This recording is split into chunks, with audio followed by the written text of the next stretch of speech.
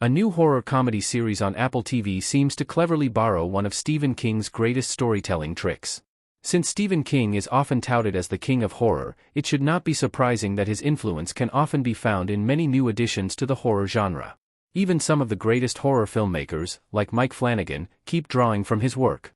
Apple TV's new horror series, Widow's Bay, follows an original story and is not a direct adaptation of any literary works. However, from its opening episode itself, it is hard not to notice how it seems reminiscent of many Stephen King stories. Unlike most Stephen King books, Widow's Bay does not take itself too seriously and often layers some of its most terrifying scenes with a layer of levity. However, a closer look at the villains and monsters it features in its storyline reveals how they are similar to the ones from many Stephen King stories. Interestingly, it is these similarities between the monsters portrayed in the show and Stephen King's works that allow the Apple TV horror series to effectively land its comical moments. The monsters in Apple TV's Widow's Bay are reminiscent of Stephen King's iconic villains.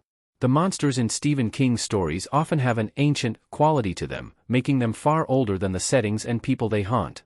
For instance, Pennywise himself is considered an ancient being who predates humanity and has existed for millions of years. Many of these monsters also do not hide in the shadows. Instead, they come out and play with humans and even try to alter their sense of perception and reality. Owing to this, Stephen King's stories often rely less on jump scares and more on the eerily absurd nature of their central supernatural villains. Apple TV's Widow's Bay brings a similar sense of absurdity to its supernatural threats, allowing the show to be both scary and hilarious at the same time. In its first 3 episodes, Widow's Bay has primarily introduced 3 major supernatural threats: a clown, a deadly fog, and a sea hag. While the clown, for obvious reasons, seems reminiscent of Pennywise from Stephen King's It, the deadly fog reminds one of the titular Mist from The Mist. Even the sea hag seems a lot like Rhea of the Coos from The Dark Tower. Like Stephen King's villains, these supernatural beings in Widow's Bay do not shy away from interacting directly with humans. They do not lurk quietly in the background and actively manipulate and torment the main character in the series. This allows their presence to feel absurdly theatrical while still being quite terrifying. Widow's Bay achieves the rare feat of simultaneously scaring and amusing a viewer. If it was too inclined towards following the conventions of horror and featuring sneaky and mysterious monsters, it would not have been half as funny. What makes it chilling and hilarious at the same time is its ability to somehow humanize some of its most inhuman supernatural threats, making it the perfect show for Stephen King fans.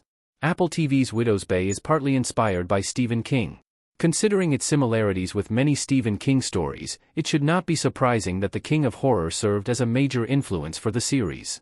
In an interview via Polygon, Widow's Bay's showrunner, Katie Dippold, admitted that Stephen King was one of her influences when she wrote the series. "I really wanted to tap into that Stephen King atmosphere," she said, via the Boston Globe. Despite its Stephen King similarities, though, Widow's Bay also deserves credit for establishing its own identity in the horror genre. Its monsters might instill a feeling of familiarity, but the ease with which the show makes them seem both scary and funny is just brilliant. Widow's Bay's comedy and terror are further elevated by its talented cast, which includes Matthew Rhys, Stephen Root, and Kate O'Flynn. The show has earned almost unanimous acclaim from critics and currently boasts a near-perfect Rotten Tomatoes score of 97%.